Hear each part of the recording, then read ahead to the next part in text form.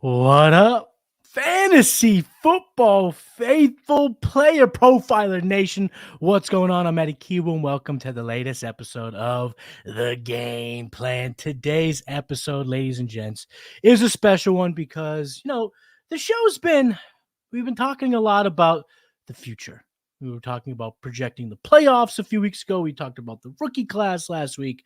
But this week, on this episode of The Game Plan, it's all about the present, the here and now, staying in the moment and getting the planners ready to rock and roll and dominate their week 14 matchups. Whether you need to win to get into the playoffs or win to lock up the bye or win to put yourself in a position to get a better ping pong share, whatever your league does.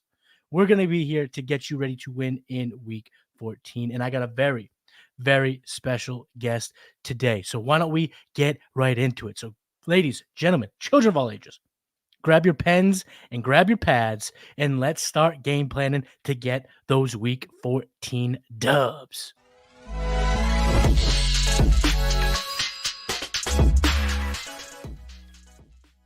Today's guest is a friend of the show. He's been on before, but it's been a minute, so I am thrilled to have him on arguably the most important episode of the entire dang season. He is the host of Stack Hunters here on the Player Profiler Network of shows. You have also seen him locking down those lineups with Billy Muzio every Saturday on the Dominator. And he has also been hosting the Tailgate episodes, getting y'all ready for the prime time games. I'm talking about my man, Bradley Stalder. What's up, my friend? Matty, thanks for having me on. It's great to be back on The Game Plan. It has been a minute, but I'm very happy to be joined with you talking some week 14 fantasy goodness. Yes, and you, first of all, kudos for being a little patient. It's a little chaotic at the Kiwoom household. We're moving, but we still had to make time for the most important show. And when you reached out a couple weeks ago, you said, "Hey, Manny, we got a collab." So I said, "Perfect," because week 14 is important for any type of league, any type of situation. So to have you on, I'm very, very excited. And we are going to just dive into it. Of course, we're going to hit the bargain bin. We got some sleepers for y'all, but we got 5 questions. Dare I say the 5 biggest questions that need to be answered on the week. And I am seeing some questions in our chat. So Bradley, how do you feel about mixing in a couple of these questions here? Because it is about week 14 prep, right? It is all about week 14. And I see some questions in the chat and you asked me some questions. I'm here for it. This is typical of the Thursday night tailgate. So if you guys haven't checked that out, we have done it the whole season, Thursday night, 7:30 to 8, a little bit of start sit, a little bit of a preview, but we're ready to crush, Matty. Whatever you'd like to begin with, we can do. Let's do it. So we got some questions in the chat. We'll get to those too, but let's start with these 5 big questions. So we're not going to be able to, incorporate a ton of start sit. We don't know your individual decisions that have to be made, but what we can do is lay out these 5 questions. Some fun, some very serious things that we need to get answered. So hopefully they can use this information to help further solidify the decisions that they have to make going into the biggest week of the fantasy regular season. So the first question, Mr. Stalder, give me a couple must-start players here in week 14.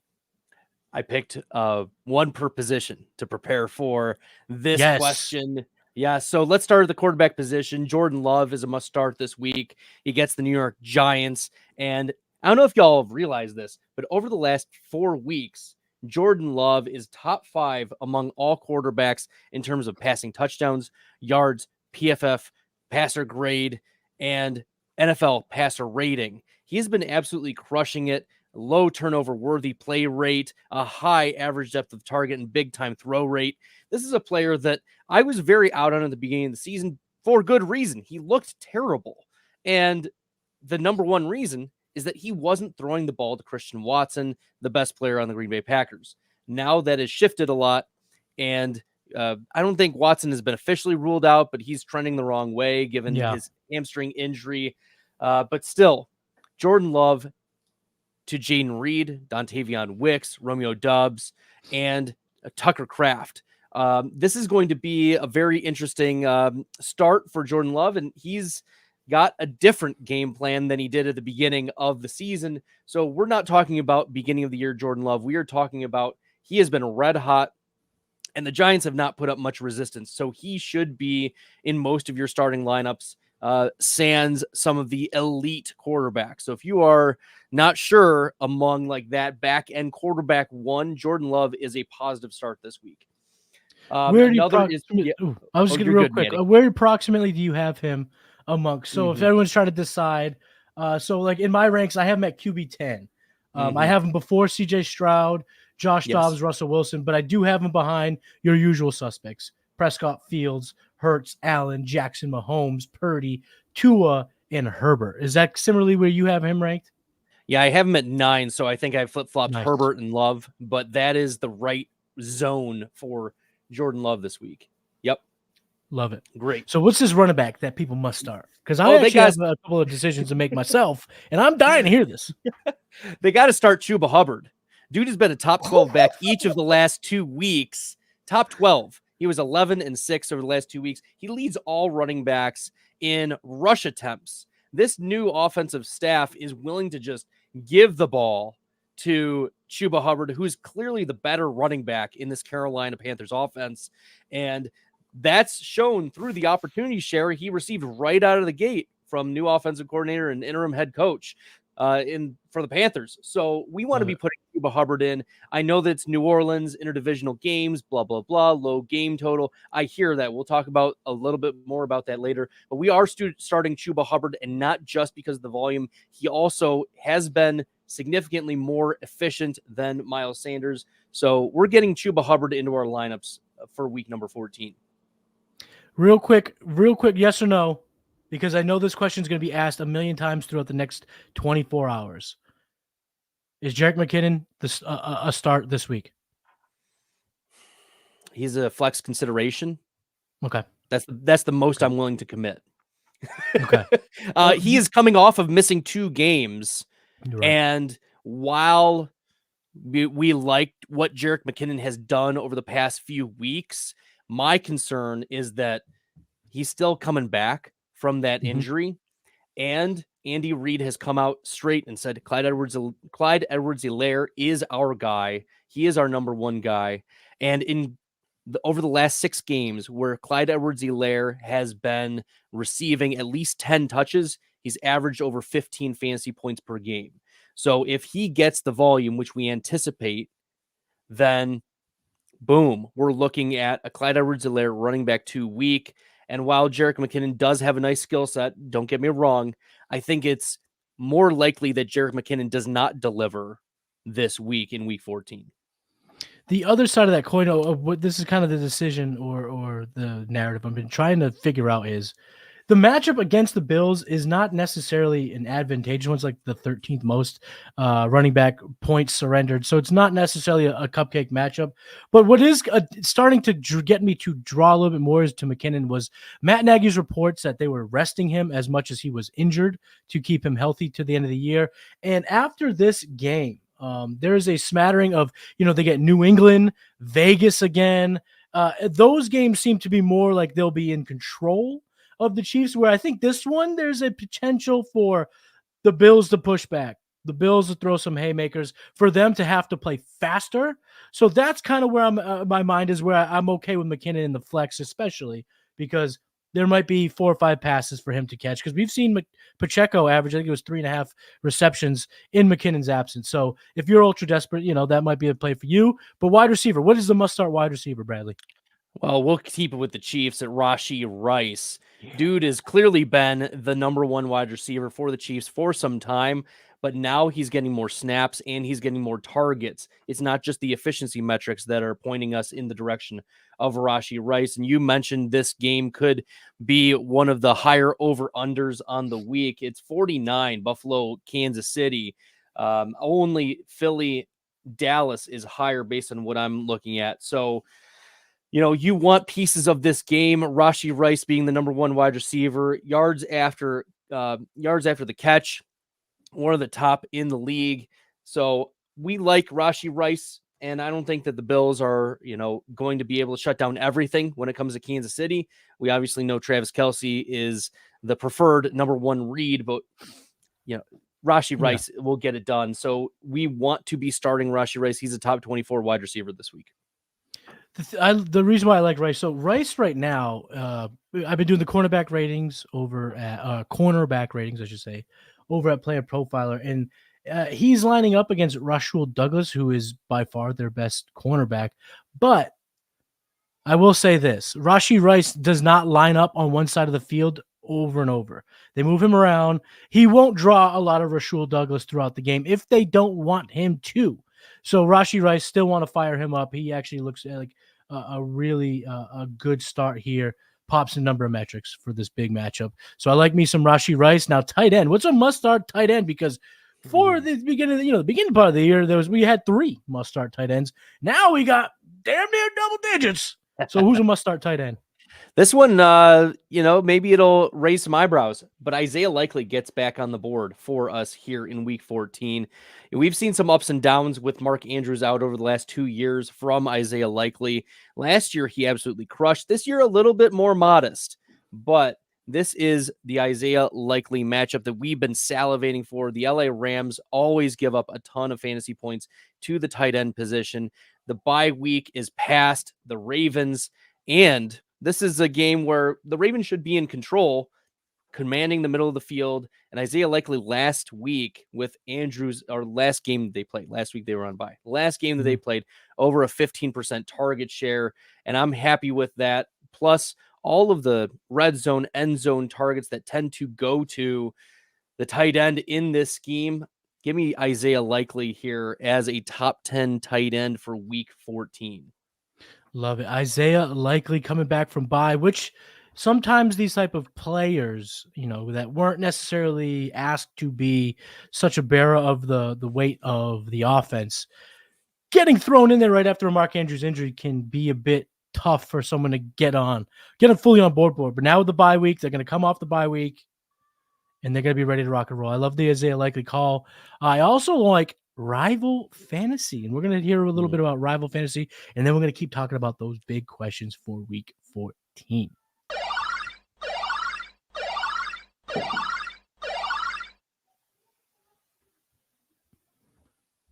Where's my Rival ad? And I'm the czar of StreamYard. I think it's at the top. Oh, the exact opposite place where you want it here. Rival Fantasy. This episode is brought to you by Rival Fantasy. Rival Fantasy, the coolest fantasy platform not enough people know about, but they will once I'm done, baby, because they're always innovating. They just rolled out seasonal leagues. We set them up for patrons, for our listeners, and they funded over $1,000 in payouts. That's what Rival's all about. They're always innovating. They already had the fantasy book where you can take overs and unders, stack them up, multiply your payout, but then they added challenges so you can set your own lines and put them out there for the community, and then you can browse the community's lines and say, hey, this guy's crazy, I'm going to take the other side. It's cool. And they have fantasy bingo. Rival Fantasy is reminding me how much fun I can have with fantasy football, and use that promo code PLAYER. The promo code is PLAYER. They give you a $100 instant deposit match plus $25 plus a free play. That promo code is PLAYER for up to $125 in deposit bonus and a free play. You can't beat it.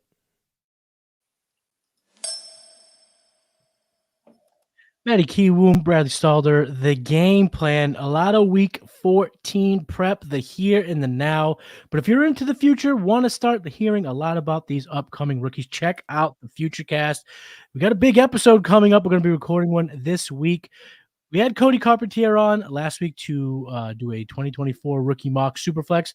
It was so much fun. We are going to run it back again for a 1 QB rookie mock draft. So you're going to want to stay tuned for that. And there's going to be a big announcement on that episode of the Futurecast. So stick around for that. We got 5 big questions. But before we get into question number 2, let's get into some of these chat questions because these things are burning up, asking us what's going on, what's happening here. So Gerald in Alvarado in the chat, McKinnon or CEH? I think we answered that one.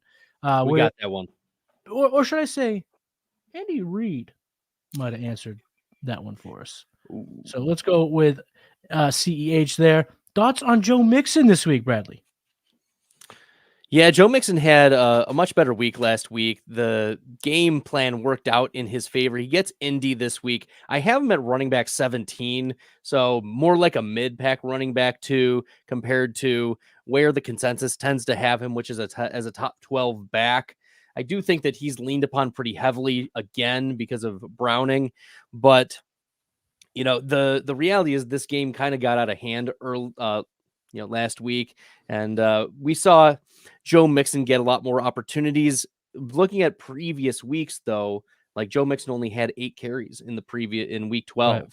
So there are concerns that maybe it's an ebb and flow type of outcome for Mixon. And so I'm not as bullish as my peers on Mixon this week. Still probably starting him, but we've seen throughout the season reasons for concern. He's still not an efficient running back, but being used out of the backfield, passing situations, that's always going to bump him up a little bit. So running back 17 for me this week. Coming off of 2 touchdowns, almost at a third. Something tells I don't love going back to the touchdown well. And like you said, he has not been efficient, and he really hasn't been a big factor in the passing game. Browning chucked the ball downfield a hell of a lot more than I thought he would, which is cool. We like that for the pass catchers. Let's hit some rapid fire here. Snoopy 007's got a couple. Ruckus got a couple. We're going to get them all. McKinnon, Mitchell, or Noah Brown, half-point PPR. Yeah, I'm not trusting Noah Brown right off the bat, right back at it. This is also a tough matchup against the New York Jets. We'll talk about that more later on. But McKinnon and Mitchell, I think that Mitchell is the better and safer play. McKinnon, certainly we've seen the upside swings before, but Mitchell has been increasing his usage, and coming out of the bye, there is a legitimate narrative for Mitchell taking over the majority share over Gus Edwards. And we've seen how fantasy friendly that Baltimore running back lead back position is this season. And Mitchell looks like he has the juice. Mm-hmm. Yeah, so I'm here for Mitchell, taking some swings on him. I'm with you on Mitchell for all the reasons you said, coming out of the bye especially. I know the Rams don't present a good matchup for running backs, but he's been so efficient that you're really just, what are you going to bet on? 4 or 5 catches from McKinnon or 2 breakaway runs from Keaton Mitchell? I'm going to go with Keaton Mitchell on that premise right there. Ruckus asking, PPR's got to sit one. So Javonte, Cook, or McKinnon? It's pretty easily McKinnon for me. Yeah, we're sitting McKinnon here. Cook and Javonte are mid to high end running back 2s. Taysom Hill if he plays, or Brevin Jordan? If Taysom Hill is active, you're playing him. Mm-hmm. That's as simple as it gets. Like Taysom Hill, if he's active, is a top 7 tight end or so. But yeah, that's how we're handling it. Taysom Hill, no matter what, if he's healthy enough to play, the way they get him the ball in tight end, it's bizarre. We love it. But the most recent report from Nick Underhill is that he's unofficially doubtful. I've heard the same thing, and it's because that the hammy or the knee, the lower leg or the lower body injury is a lot worse than the hand, so they may choose to be a little bit more cautious with that type of injury. Drake London, Lockett, JSN, full point PPR. Oh, this is where we have to pull out the rankings and actually we gotta inventory. I gotta actually refer to the rankings. This is a pretty tough one. JSN tentatively at 38 for me. Let's see, Tyler Lockett is at 36, so it's very close. And then Drake London at 32, so I would lean Drake London here. But these are all very similarly tiered players, hence why. Yeah, it's very close. So Drake London gets the edge, though. I hate to give this answer, but if you have a personal preference, Snoopy, go with it because they're just so close in the rankings. I know that's not necessarily the best thing that I say, but that's what it is. 2 more questions. We're going to keep the big questions going. Damn, Snoopy, we're going to help you, Snoop. That's why you're here. That's why you rock with the game. We'll help you. But I like this question. That's why we're going to ask it. Give me a DST or DST2 stash for the playoffs. A DST to stash for the playoffs. That's a tough one because we want to be targeting offenses that we think are going to struggle. Obviously, we thought New England was going to be one that was going to struggle. And then look what happened, right? Pittsburgh was able to put up a few points near the end. Same thing with, let's see here. Pull up the DSTs. I'm thinking, I like Denver. I still like Denver. They get the Chargers twice. The Chargers have struggled as of late to get things going. Austin Eckler does not look like himself. Justin Herbert is a first read quarterback in this offense, and that's not good when Mike Williams is out and Josh Palmer is still coming back, and Gerald Everett has been off and on the injury report. So I think that Denver is actually, they lost this past week, but they had a 5-game winning streak and their defense was what was leading them. So for them to get multiple matchups against a team that is still struggling to find their identity, obviously the Quentin Johnston implosion is not needs to be said. But yes, I think Denver is a very interesting DST stash, even if for right now they are like a mid-pack DST for me this week. I'll add one more. The Colts, they've been pretty productive as a fantasy defense, and they get Mitch Trubisky, Desmond Ridder, and Aiden O'Connell in the playoffs. So just some matchups there that we might like to exploit. Stafford or Minshew? I got Minshew. I have Minshew as well. Stafford gets Baltimore. I think that game is going to be a little sneakier of a shootout than what most people are projecting, but Minshew at Cincinnati, that has a stronger pathway to getting more fantasy points. And Minshew is a little bit more mobile to get even just 15, 20 rushing yards. Stafford, he's a pocket quarterback. He's going to stay there. I agree. Nikki Banks asking Elijah Moore or CEH. It seems like Flacco is going to draw the start. I'm going Elijah Moore, who saw double-digit targets with Joe Flacco. Yeah, and Amari Cooper is very questionable for this game. Not sure if he's going to play. And when Stefanski was asked, did Elijah Moore earn those targets? He said, well, actually, it's because Amari Cooper was out. So I think, thanks, Dynasty Warzone. Yeah. But that's, I think, the big driver for that decision. For me, if Amari Cooper is out, it's clearly Elijah Moore. But I think Clyde Edwards-Helaire has a good enough game where if it's DTR who gets the start, like if everything goes wrong, DTR gets the start and Amari Cooper plays, then Elijah Moore, I'm taking CEH in that scenario. Sounds good. All right, let's get back to the big questions, the broad questions, because we got starter stream. Hit us up tomorrow in the morning.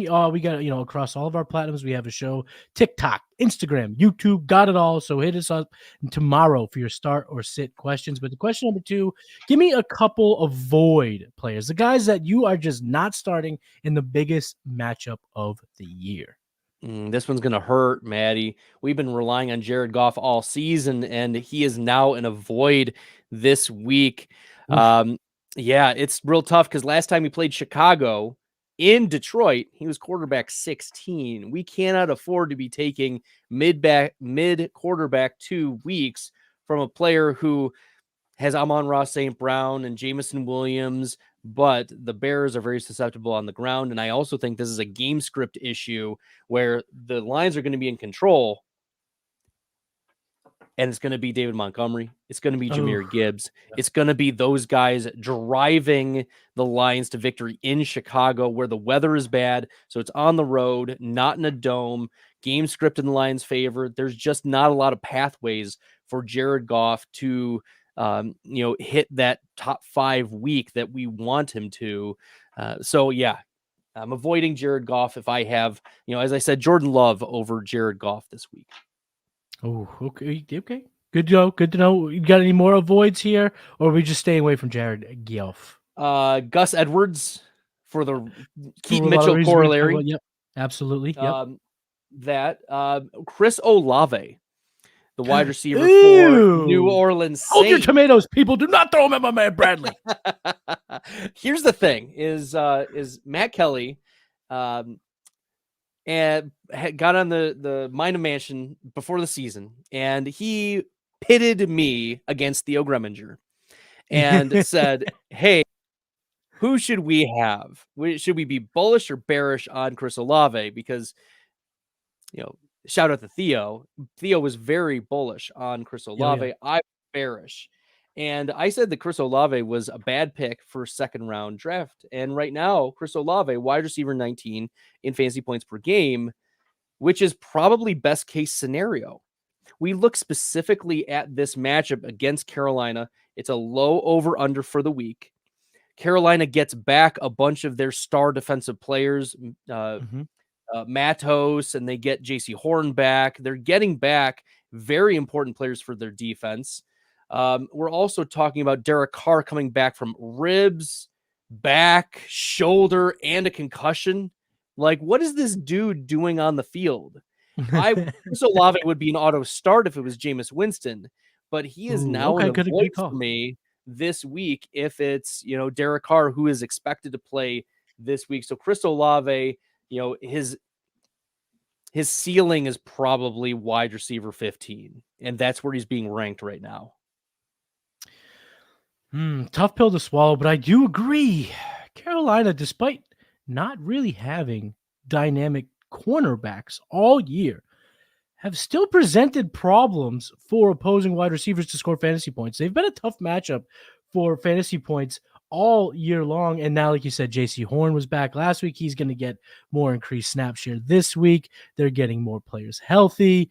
And again, they're in a bit of a rally cry. The Carolina Panthers are going to be one of those teams that we're not going to know exactly how to go about dealing with them week to week because they want wins. They don't have their first round pick, that whole thing. You know that story. So Chris Olave, like I said, hold the tomatoes. My man Bradley knows what he's talking about. So no Chris Olave this week. Try to stay away. And I've got one more here, Maddie. One more. And it's Evan Ingram. It's Evan Ingram. And but Bradley, Evan Ingram had his best game of the year. He scored a touchdown last week. What? He did score a touchdown last week. But won't he stay hot? No, he won't. He gets Cleveland, who is the toughest matchup against tight ends. And Evan Ingram, as you mentioned, is he finally scored a touchdown. But Bradley, Christian Kirk is out. Yeah, but it's going to be someone else who's going to step up. I don't want to tell the name yet, but someone else is going to step up in a big way. And it's not going to be Evan Ingram. Ingram has been fine. Like, he's been okay, just fine as a back end tight end one, but we should not expect, top 5, top 3 performance again from Ingram.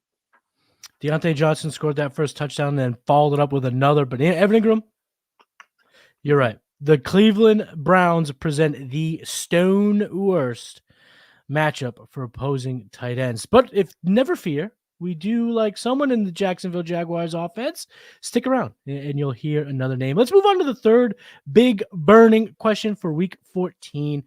Matchups, right? What matchups should we be exploiting if we want to dig in, or should I say maximize our point output?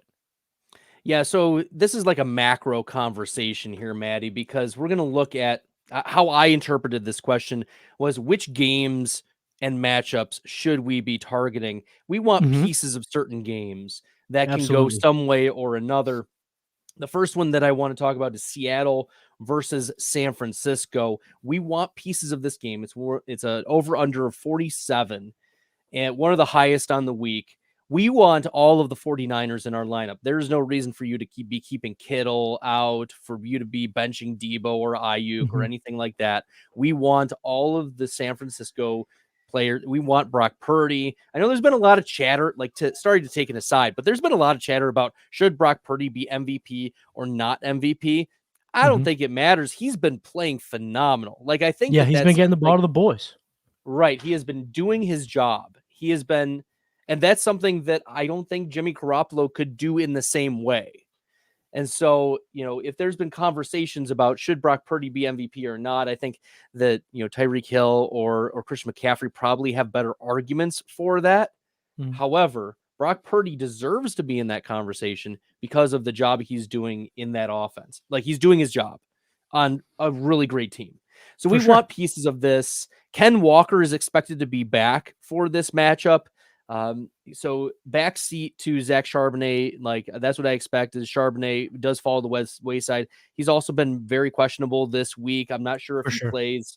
And so we want pieces of this game, though. As you mentioned, JSN earlier, I think that he's going to be at least an interesting play. We saw 3 red zone targets for JSN this past week. We want pieces of this game. So if that means that you're at a desperation flex, like you've lost a lot of opportunities. Jordan Mason is a deep cut for people. Elijah Mitchell is doubtful for this game. So if Christian McCaffrey goes out, we know who the number 2 back is for this game, and it's going to be Jordan Mason. So give me some extremely deep cut, like you need a contrarian play. Something happens to McCaffrey, or the game gets out of hand in favor of San Francisco, and the 49ers don't want to use McCaffrey at that point in the game script. Yeah, it's Jordan Mason who's going to be useful. So I love that call. Yeah. Deep cut. Love it. Here for that. There's the matchup that I wish, if I could just change one thing, if I could make the Indianapolis Colts Cincinnati Bengals matchup in Indy indoors, I think that would have that sneaky boom appeal where I think we'd see offensive points galore. I still like it, but I don't love it. The only one I will add that I think has a little bit more, I think it has a excitement to it, more so than I think maybe people would note it, like think about on the surface, is the Vikings Raiders in Vegas. Both teams coming off a bye. Justin Jefferson back ready to rock and roll. I mean, you're firing up Addison. You're firing up Jacoby Myers, Devontae. You're firing up the tight end, Hawkinson. You're fighting up Josh Jacobs. You got Alexander Madison. I think you could start them all pretty much over there. I love it. We're starting another player from that matchup that you haven't mentioned yet, but we'll get to. Teasers. This guy is a mother effing professional, and that's why I had to have him on for week 14 to get the planners ready to rock and roll.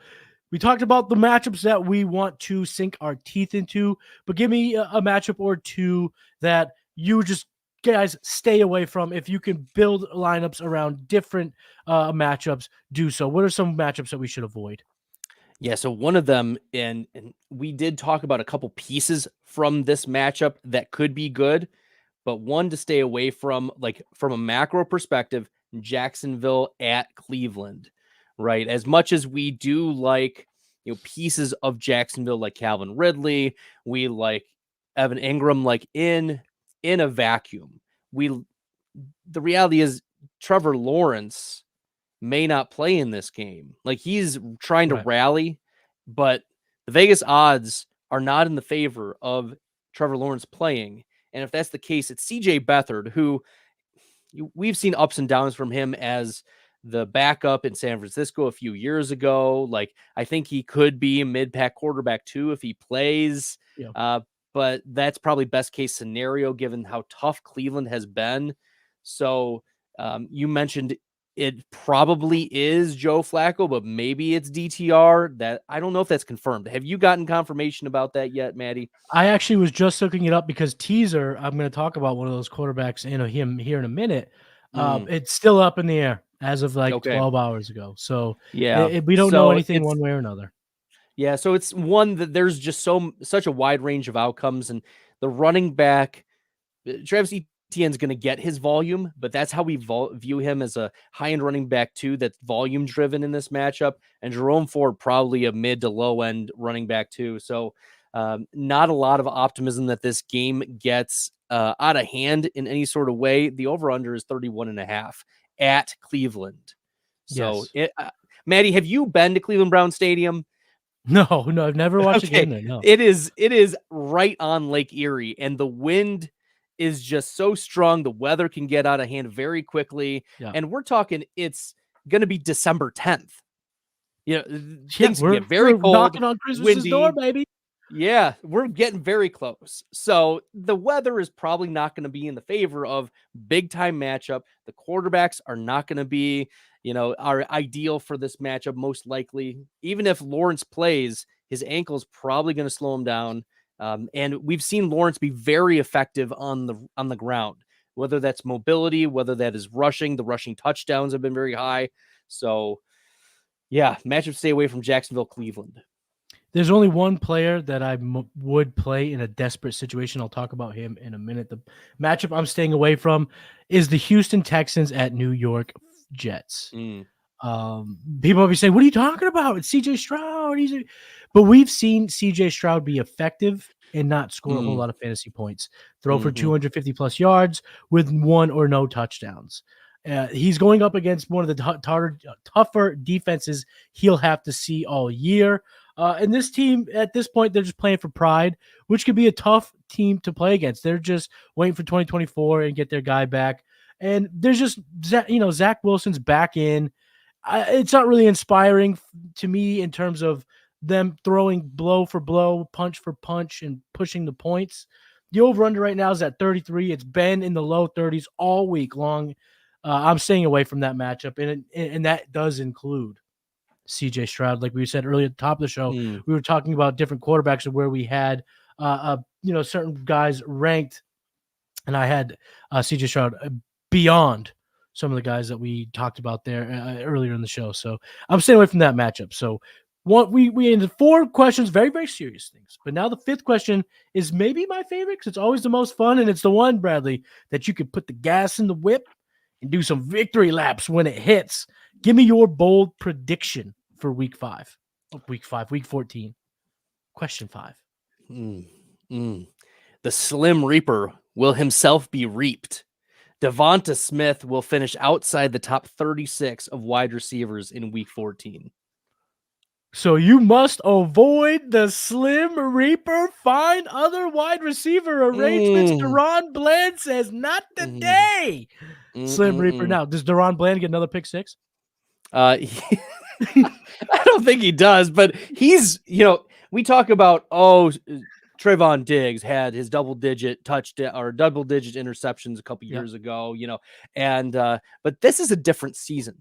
Deron Bland has played very well, and it's not been fluky. The reason why Diggs was able to get all those interceptions is because teams were like, look, he's either going to catch the ball or he's going to give up a 50-yard play himself. He was too aggressive, yes. Right. Deron Bland is one of the top corners in the NFL right now. This is a very, very bad matchup for Devonta Smith. You're like, but how bad is it really, Bradley? If you look at the seasonal stats for Devonta Smith, the last time that he played Dallas, he had a season low in targets and the second fewest air yards of the entire year. He was not part of the game plan. And the other important factor is that Dallas Goedert is expected to be full go dirt. Bingo. This week. The puns will fly.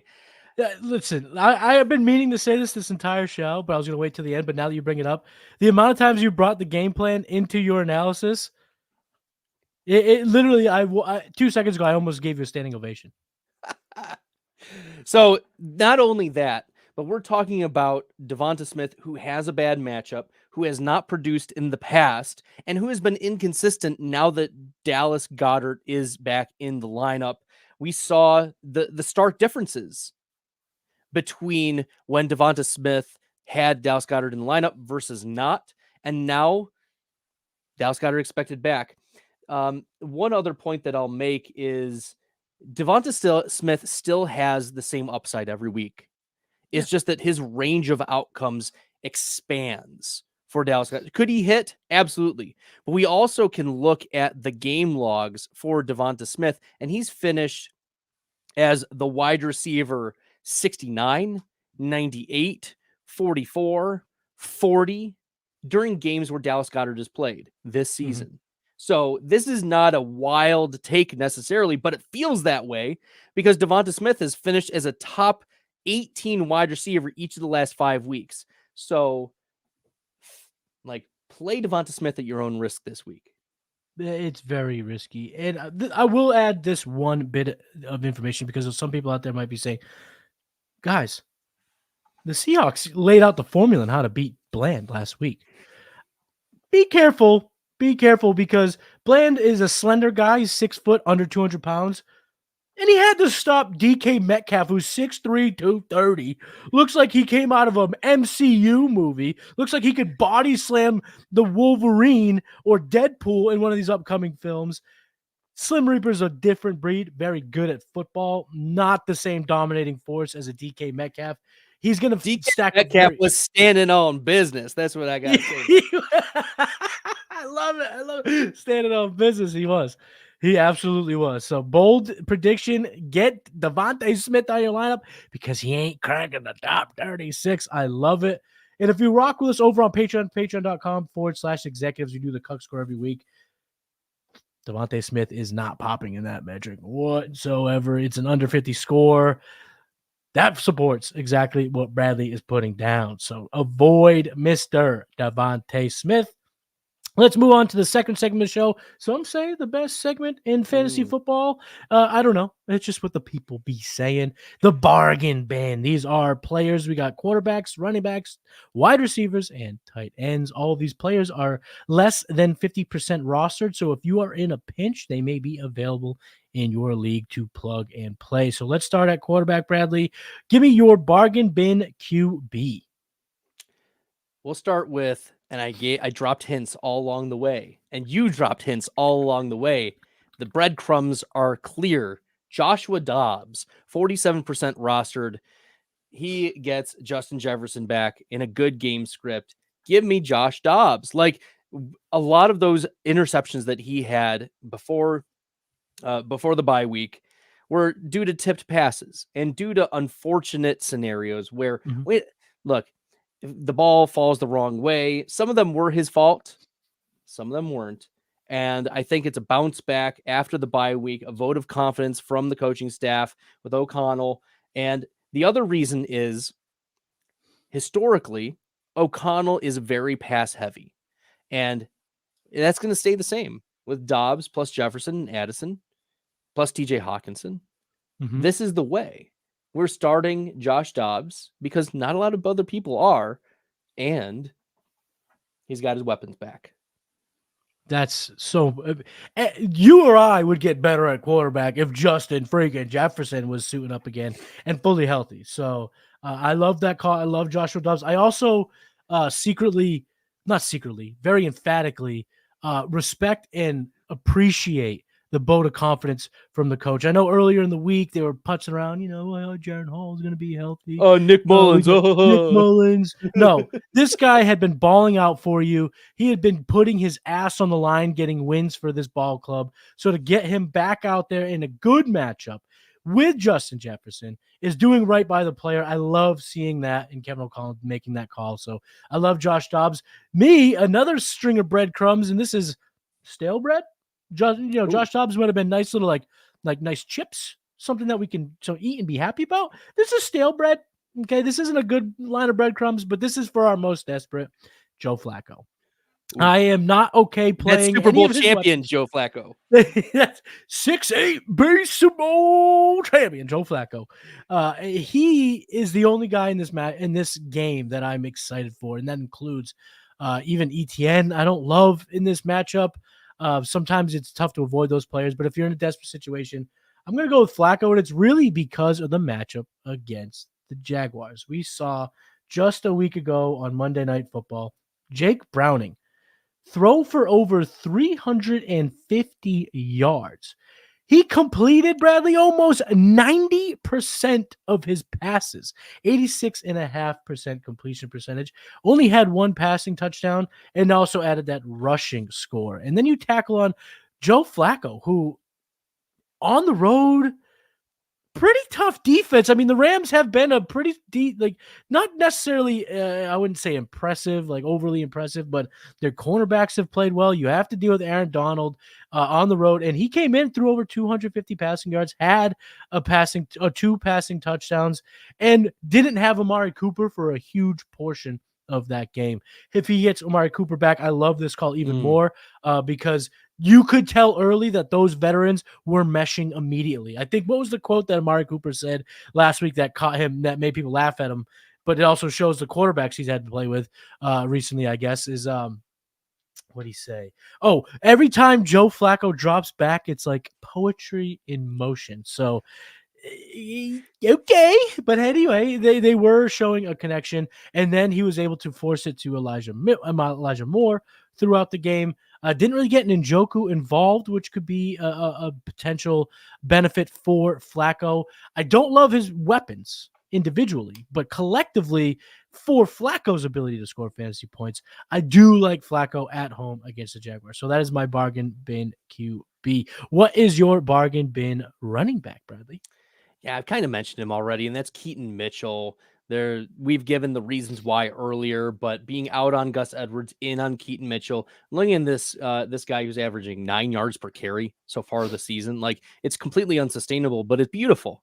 All we need is 60% of what he's been doing so far on just a little bit more opportunity. And Keaton Mitchell, who's been a top 28 running back, except for that first game that he played, he's been top 28.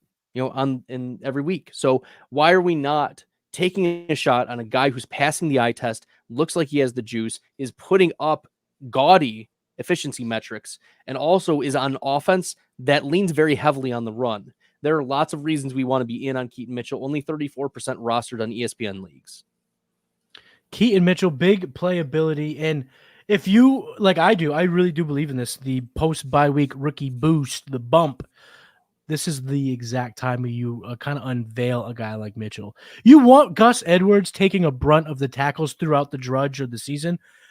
But as exciting as it is for us fantasy gamers, as important as it is for us, it's as important for these guys now in the field to get these wins as they look for seeding. They look to jockey for position going into the postseason. And the Ravens are in play for that number 1 overall seed. So they're going to come out and they're going to start unveiling things and revealing plays and wrinkles in their offense that we had yet to see coming out of their bye. So Keaton Mitchell, I tried to buy him all over, but I play in too many dynasty leagues and he's a rookie and blah, blah, blah, blah. It just adds to the value. But in my redraft leagues, I was able to acquire him in a couple spots, and I'm excited for the run for Keaton Mitchell. We mentioned this guy as well. It's Jerick McKinnon. I'm looking to play Jerick McKinnon in a tough spot here. It's second highest over-under, potential shootout on the at home against Buffalo. Buffalo's going to go into Arrowhead, and they're going to give it everything they got. They got nothing to lose at this point. Buffalo is not even in the playoffs, which is wild that they're not a playoff team right now. So they are going to bring it.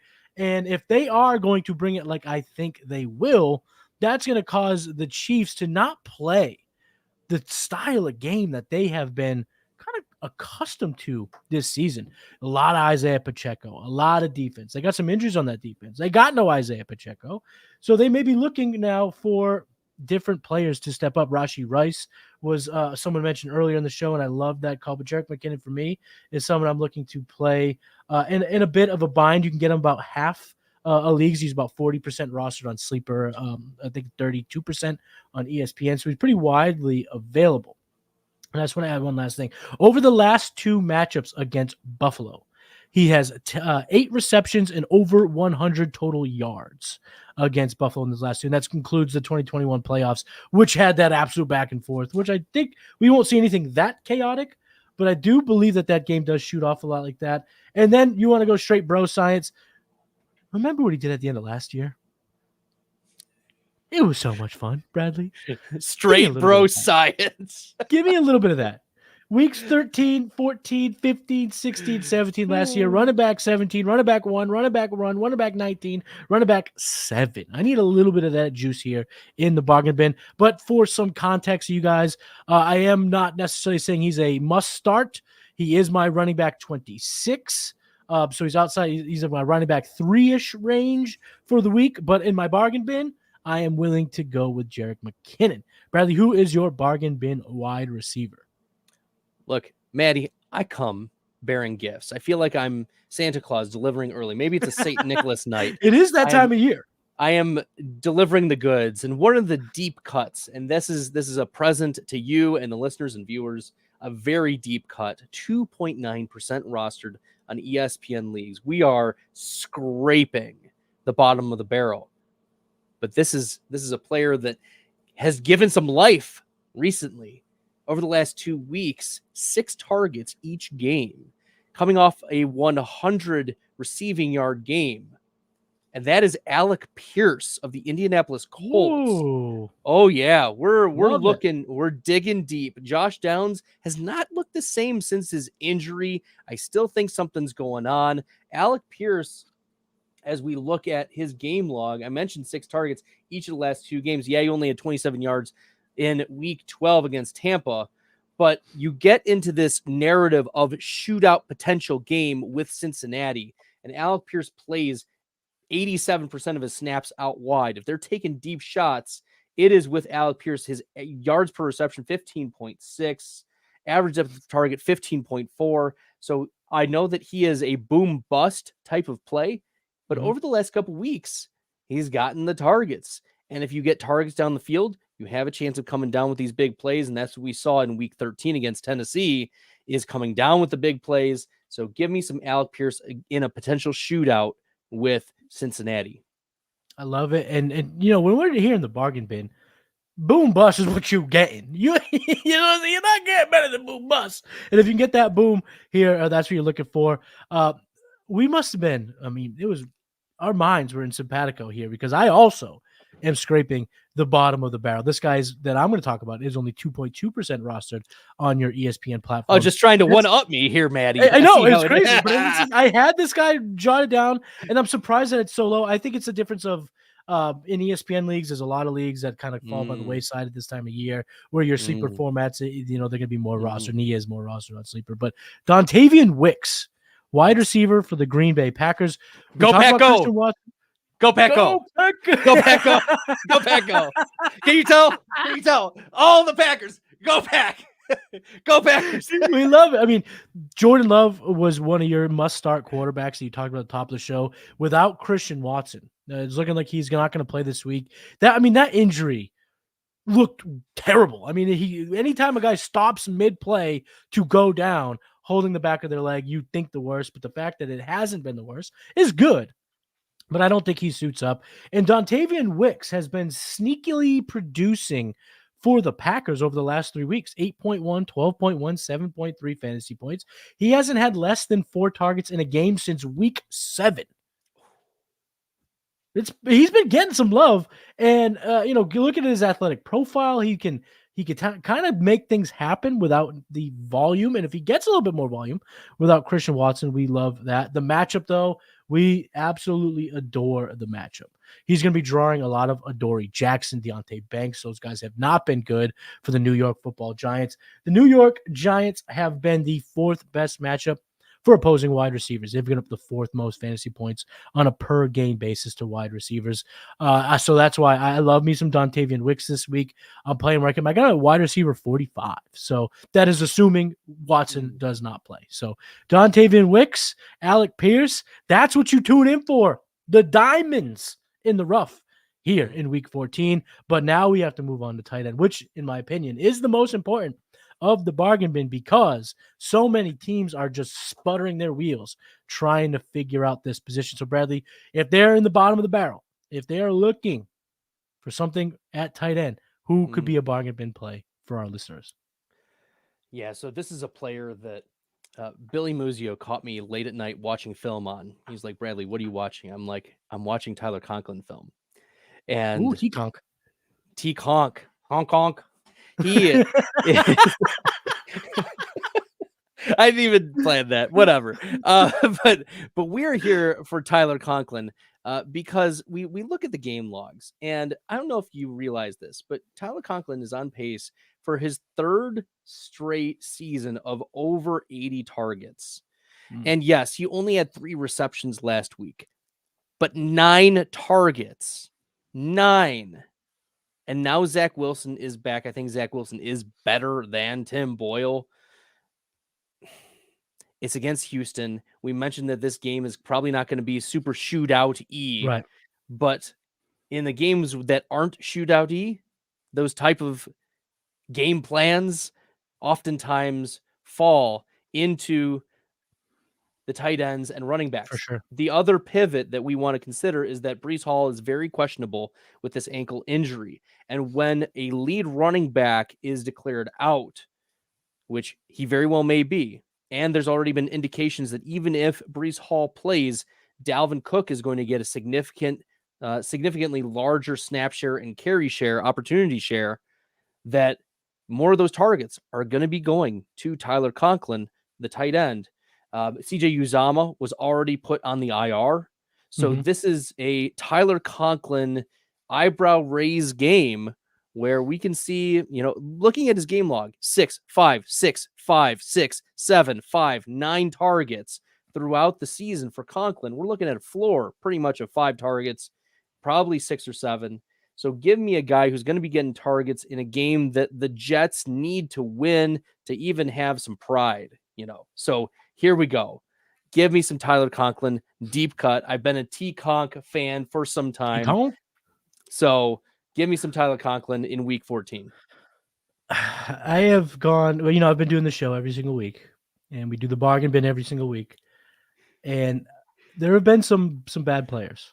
There have been some players I've referred to the listeners and not felt good about it. But this one, folks, I need you to not scream at me. I need you to wait and listen, because I'm going to suggest playing the tight end from the Cincinnati Bengals, Tanner Hudson, this week. I was like, which one? Which tight end? Tanner Hudson. Yes. Since he returned in week 9, and this is doing this is why doing football, when you do fantasy football content, it's the best, because you do research. And when you do research, you find out things that you would never have thought just by looking at the surface. Since week 9, 5 targets, 7 targets, 4 targets, 5 targets, 4 targets, 4 receptions, 6 receptions, 4 receptions, 4 receptions, 4 receptions. Pretty safe to say Tanner Hudson's going to get 4 receptions. Tight end 17, tight end 12, tight end 12, tight end 22, tight end 15 last week. I got him ranked at tight end 19, and I'm thinking, man, you're too low on this guy. And then I look at the matchup against the Indianapolis Colts. The Colts, we've talked about it this entire show, how it just, you kind of get a faint whiff of fantasy points being scored in bunches in this game, and we like that. In that matchup, they're not good at stopping the opposing tight end. They have the 8th most fantasy points per game to opposing tight ends. And they've given up, they're in the bottom 10 in terms of receiving yards to tight ends. So if you could bump up these numbers, he's been averaging just about, including the down game against Pittsburgh, he's been averaging just about 30 or so yards per week, a little bit more than that, 30, 35 yards per week. If that bumps up to 50, 4 for 50, you got 9 fantasy points. You're looking at a top 12 finish. And if one of those find the end zone, now you're looking at a top 8 finish, top 7 finish, depending on the week. I know it's ugly, folks. And again, I'm sorry that I'm referring Tanner Hudson in the most important week of the season. But when I did a little bit of research, did a little bit of digging, I like the matchup, both overall in terms of the points scored and the individual tight end matchup. I think he could do worse than Mr. Tanner Hudson, but Tyler Conklin, Tanner Hudson at tight end, Alec Pierce, Dontavian Wicks at wide receiver, Jerick McKinnon and Keaton Mitchell at running back, Joe Flacco. Again, guys, I don't want it, but Joe Flacco, and of course Joshua Dobbs, this year's superstar at quarterback. That's going to be the bargain bin, and that's going to wrap up today's show. I hope every one of you guys tuning in got a little bit of nuggets of information that is going to help you win your matchup. Bradley, thank you so much for hanging out. This was a blast. Tell everyone where they can find you. Tell everyone where they can get all your content if they don't already. For sure. Thanks for having me on, Matty. It's been great. You've been a great host, and it's been an honor to be invited back to the game plan this week. You'll come back again. Oh, thanks. I'll make you come back. Twist my arm. So just this week, Matty, it's been, I think one of the listeners called this the Stalder extravaganza week, because I was a guest on the Monday Night Football tailgate. On Wednesday, we had Stack Hunters. On Thursday was the Thursday night tailgate. Today is the game plan. And then later on tonight is the best start sit show that Player Profile, not just Player Profile, the entire industry has. Billy Muzio and I line up, lock it down on the Dominator every Saturday, 9 p.m. Eastern on the Player Profiler Network. Make sure you guys are smashing the subscribe button, by the way, because it is so key to get that out, that all this great information out to the people who want the fantasy goodness. So smash the subscribe button here at Player Profiler. Make sure you're liking this video, sharing it with your friends. If you don't like it, share it with your enemies. Think that, but if you like it, share it out. There's always a reason. But make sure you guys are checking all that out. You can find me at Twitter at FFStalder, STALDER. I also run the news desk. So I don't know if y'all know this, but some of you do, some of you don't. But on each Player Profiler page, there is a little banner that says Player News. And if you click on it, you can see one of the over 200 articles that our news team have put out for the players since the middle of the summer, since the news desk became a thing. And very soon, there will be videos regularly attached to each of those from your favorite player profiler staff that are going to just give you 30 to 60 seconds of what takeaways you should have based on those news and any fantasy impact. So make sure you guys are checking all that out. It's really great contributing here at Player Profiler. Really appreciate you having me on again, Matty. It's been an absolute blast on the game plan. You're the man, Bradley. Thank you so much. You can find me on X at Matty Kiwoom. Got Trade Gods every other Wednesday, even though I wasn't on this Wednesday, but I'll be on the next one. The Game Plan every Saturday with great guests like Bradley Stalder. The Futurecast coming back this week, and it'll be getting ramped up as the season comes to a close. And you can check out The Hurdle over at the Executives of Fantasy Football YouTube channel and patreon.com/executives. You can check me out there. Keep game planning, my friends, and I will see you next week. Peace. Hey, I want to take a moment to thank you for tuning in. It's important to me that all of our media be free. This is only possible because of you allowing a true independent sports media enterprise to thrive unlike any other in the business. So please subscribe to the All In Package to continue to make all of this possible, to ensure that all of our stats, information, data, content is available to you, especially you, the people that get the site and get the show.